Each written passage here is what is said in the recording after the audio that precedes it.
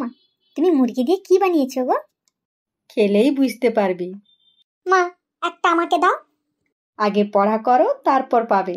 পড়া তো আমি রোজই করি। এই শোন, এতে না জাদু আছে রে ভাই। জাদু আছে? হ্যাঁ, এটা খেলে যে যা ভাবে সত্যি হয়ে যায়। যদি একটা খেতে পারি তাহলে নিশ্চয়ই সব হোমওয়ার্ক নিজে নিজেই হয়ে যাবে। এই নে, তোরা দুজন নে, ধর। আমার আর আজকে পড়া লাগবে না, আমি মাকে গিয়ে বলি। যা তুই মার কাছে বোকা খাবি। মা, আজ আমার পড়তে লাগবে না। কেন পড়তে লাগবে না কেন? মজা করেছি, মজা করেছি। বস, মার কাছে বোকা খা। যা, আগে পড়তে বস, হোমওয়ার্কগুলো রেডি কর। ও, বুঝতে পেরেছি, দিদি তাহলে আমার সঙ্গে মজা করছিল। দাঁড়া, আমিও তোকে দেখাবো মজা। যা, তোরা দুজন পড়তে বসবি, যা।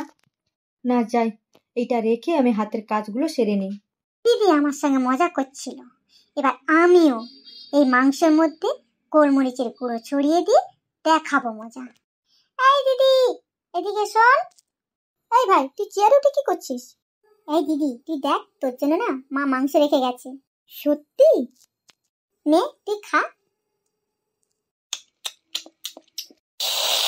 এ বাবা, কি ঝাল!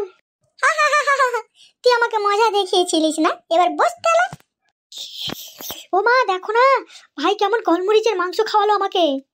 কি রে, তোদের দুজনের মধ্যে কি হচ্ছেটা কি? যা, দুজন পড়তে বসবি, যা। এই, তুই চেয়ারে উঠে কি করছিস? নাম, যা আগে পড়তে বসবি।